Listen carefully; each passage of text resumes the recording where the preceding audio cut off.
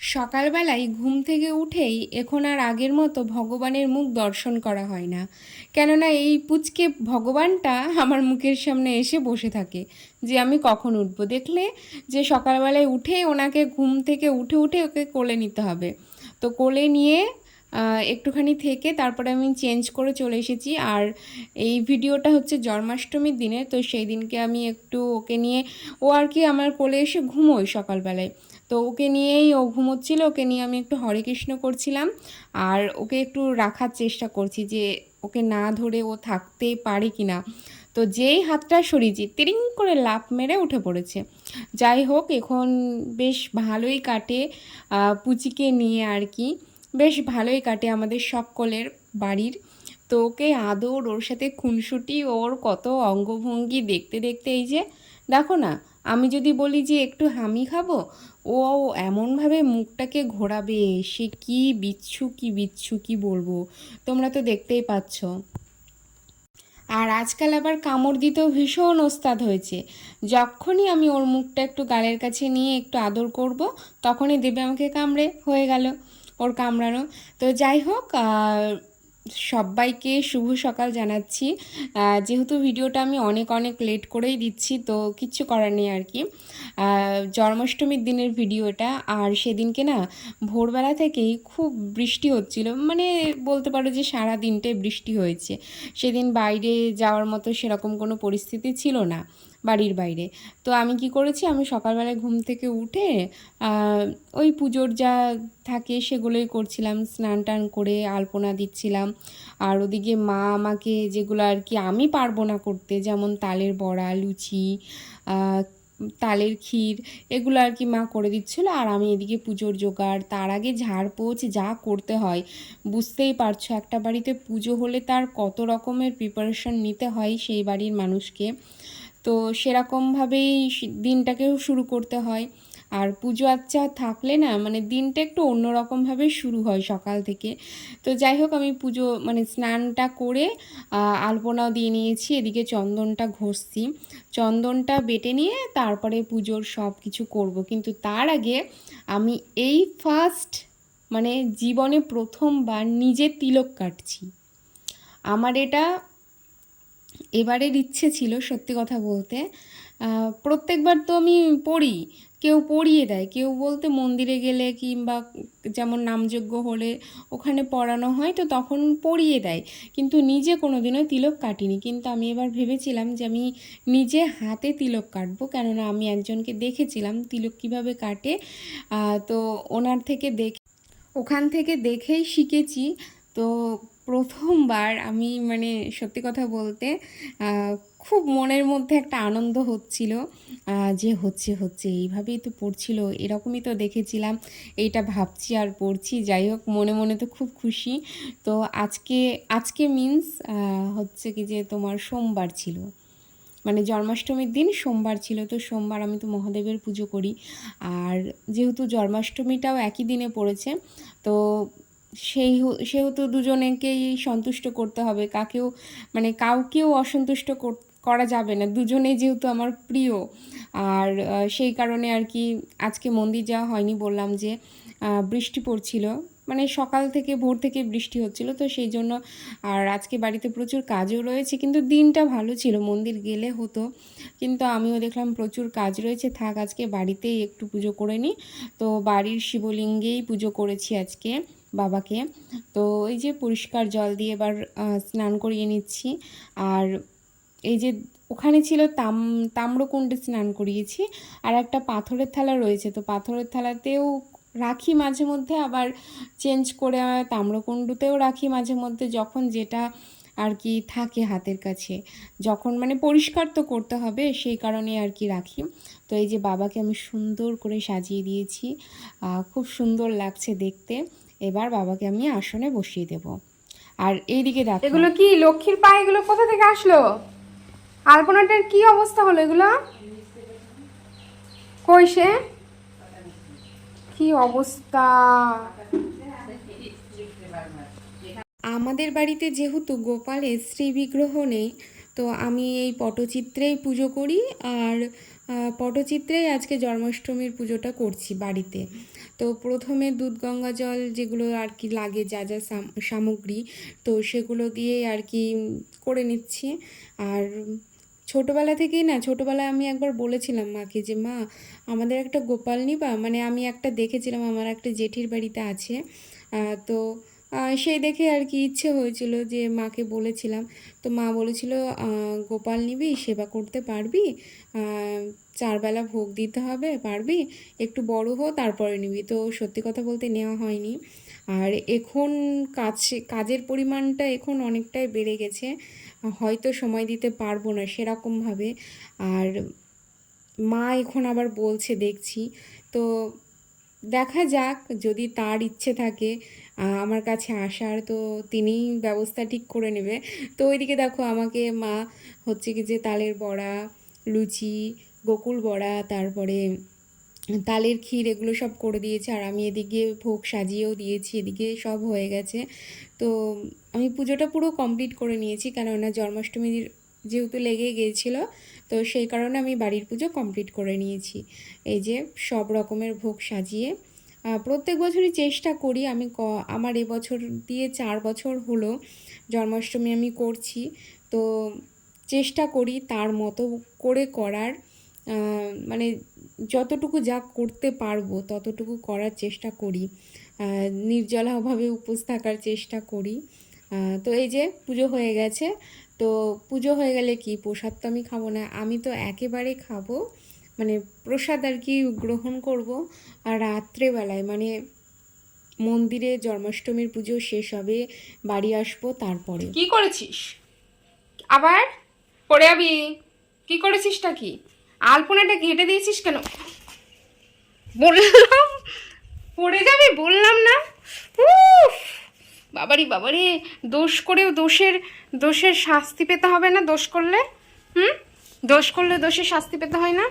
পেতে হয় কি হয় না? হয় কি হয় না? হয় কি হয় না? যাবা না, যাবা না, কথাটা শোনো, কথাটা শোনো। তুমি আলপনাটা ঘেটে দিয়েছো কেন? হ্যাঁ,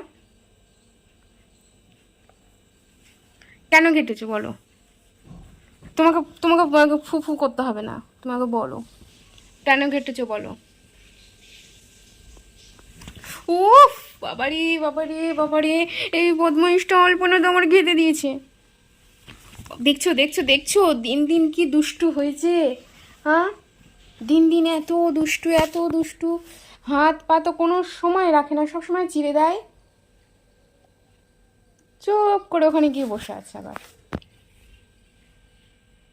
ওইখানেই তো আলপনাটা আমি দিয়েছিলাম।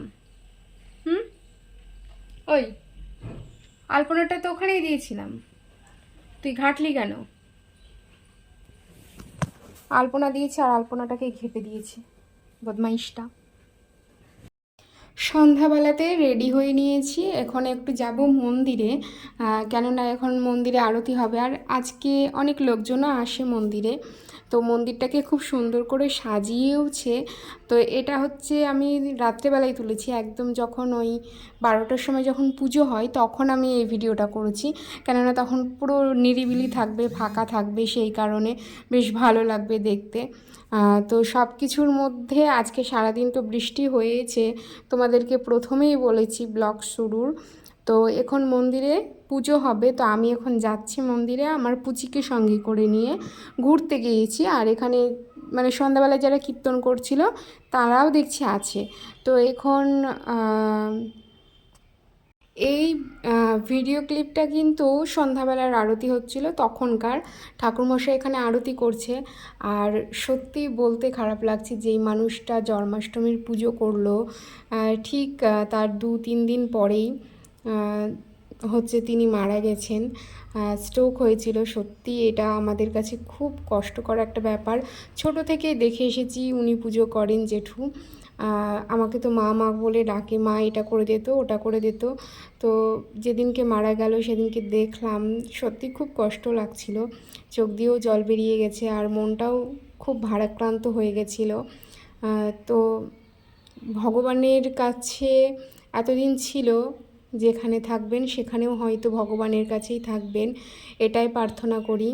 তো দেখো সন্ধ্যাবেলায় এই যে লোকজনগুলো, সন্ধ্যাবেলারই লোকজন, বললাম না যে জন্মাষ্টমীর দিনে সন্ধ্যাবেলায় মন্দিরে বেশ ভালোই লোকজন হয়, যারা উপোস করে তারা প্রত্যেকেই আসে, আর এমনিতেও আসে, উপোস না করলেও অনেকে আসে। আর মন্দিরের ভেতরটাও এবার লাইটিং দেওয়া হয়েছিল, বাইরেটা তো প্রত্যেকবার সাজানোই হয় কিন্তু ভেতরটাই থাকে না, এবার ফার্স্ট টাইম দেখলাম যে ভেতরটাও সাজিয়েছিল, বেশ ভালোই লাগছিল তার জন্য না।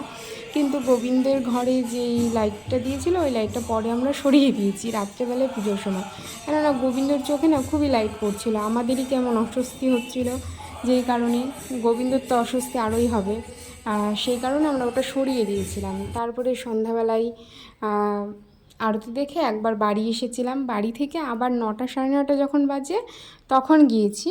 তো গিয়ে দেখছি যে ওখানে ফল কাটা হচ্ছে, তো ফল বানাচ্ছিল জেঠিমা আর কি। কুচি এসেছে, মন্দিরে ঘুরতে এসছে কুচি। এখন কেউ নাই মন্দিরে।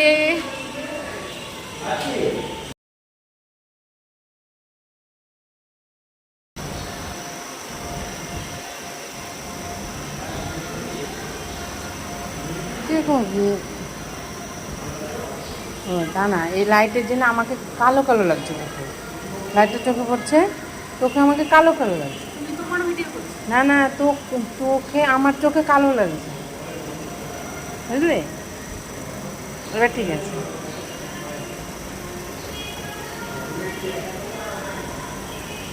আরেক ফেরা কেটে নে, আরেক ফেরা কেটে নে, লম্বা করে একটু কেটে নিতে।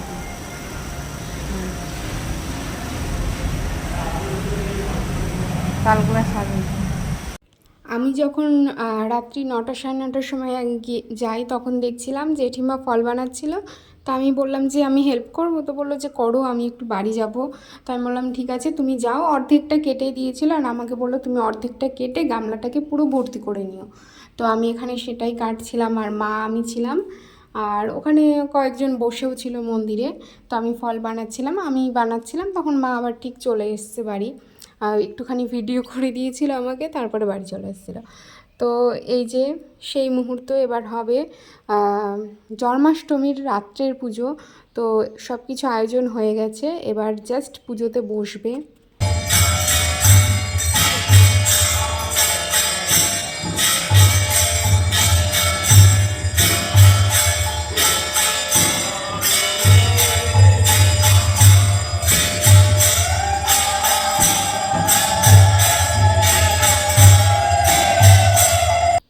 গোবিন্দের স্নান তো হয়ে গেছে, এখন ভোগ লাগানো হবে গোবিন্দর।